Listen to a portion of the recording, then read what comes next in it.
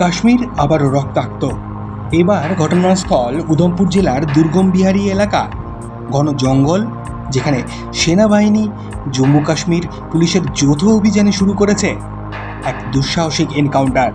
এই অভিযান হঠাৎ কোনো ঘটনা নয়, এর পেছনে রয়েছে 22 এপ্রিল পেহেলগাঁওয়ে ঘটে যাওয়া ভয়াবহ জঙ্গি হামলার গভীর সম্পর্ক। वहाँ एक कॉन्टैक्ट स्टैब्लिश हुआ आतंकवादियों के साथ और ये अभी सर्च अभियान चल ही रहा है। अभी वहाँ काफ़ी मौसम खराब है, फॉग हटने के बाद पूरा माजरा जो है क्लियर हो पाएगा। तो सर, यात्रियों को आप क्या अपील करना चाहेंगे अमरनाथ यात्रा में?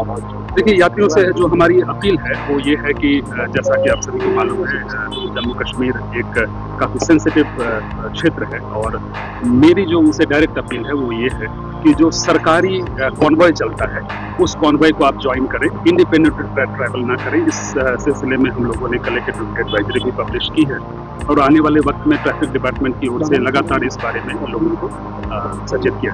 জাতীয় তদন্ত সংস্থা অর্থাৎ NIA সম্প্রতি নিশ্চিত করেছে পেহেলগাঁওয়ে পর্যটকদের উপর হামলায় যারা অংশ নিয়েছিল তারা ছিল পাকিস্তান থেকে অনুপ্রবেশকারী লস্কর-ই তৈয়বার সদস্য।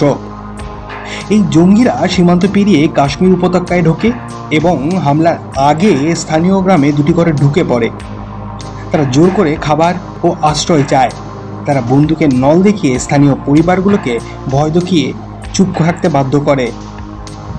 এমনকি তারা নিজেরা বারবার মোবাইল লোকেশন বদল করে এবং স্থানীয় পোশাকে মিশে গিয়ে নজরে পড়ার আশঙ্কা এড়ানোর চেষ্টাও করে।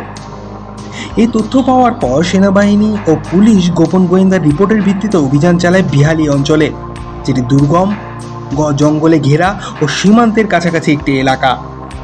সেখানে ঘাঁটি গেড়েছিল কয়েকজন জঙ্গি, যারা পেহেলগাঁও হামলার সঙ্গে জড়িত আছে বলে সন্দেহ করা হচ্ছে।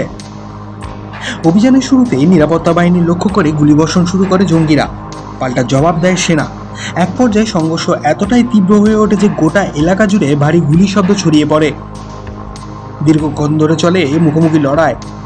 এখনো পর্যন্ত সেনার পক্ষ থেকে নিশ্চিত করা হয়েছে যে অভিযানের সময়ে বেশ কয়েকজন জঙ্গিকে মেরে ফেলা হয়েছে এবং অভিযান এখনো চলছে।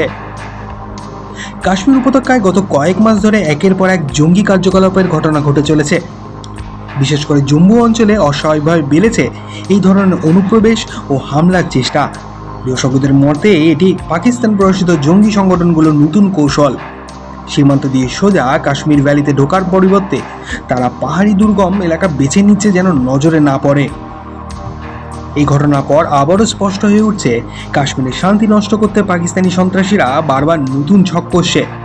কিন্তু ভারতীয় সেনাবাহিনী ও পুলিশ প্রশাসন তাদের প্রতি পদক্ষেপের উপর কড়া নজর রাখছে এবং উপযুক্ত সময়ে কঠিন জবাবও দিচ্ছে।